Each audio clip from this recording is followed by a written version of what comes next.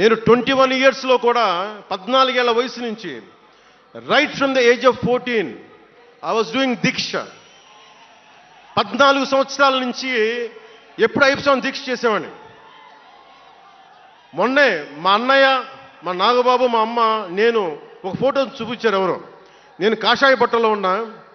మా అన్నయ్య, మా పెద్దన్నయ్య, మా చిన్నన్నయ్య, మా పెద్దన్నయ్య, మా అమ్మ నవ్వుతూ ఉన్నారు. నేను ఈ ఫోటో ఎలా పెట్టానంటే, ఏంటి జీవితం, వైరక్తి వైరాగ్యంతో ఉండేవాడు. అంటే నేను నా ధర్మం మీద నాకు అంత గౌరవం.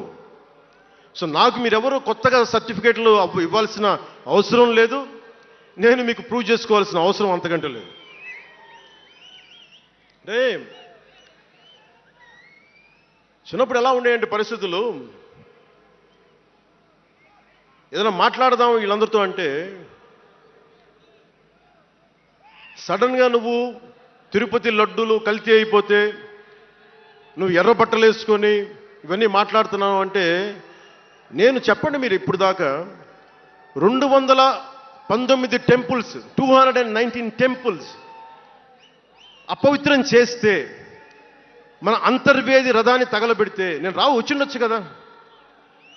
రామతీర్థంలో రామచంద్రుల వారి విగ్రహాన్ని తల నరికేస్తే నేను బయటకు వచ్చి గోల చేసి ఉండొచ్చు కదా. ఎందుకు స్టేట్మెంట్గా పరిమితం అయ్యాం?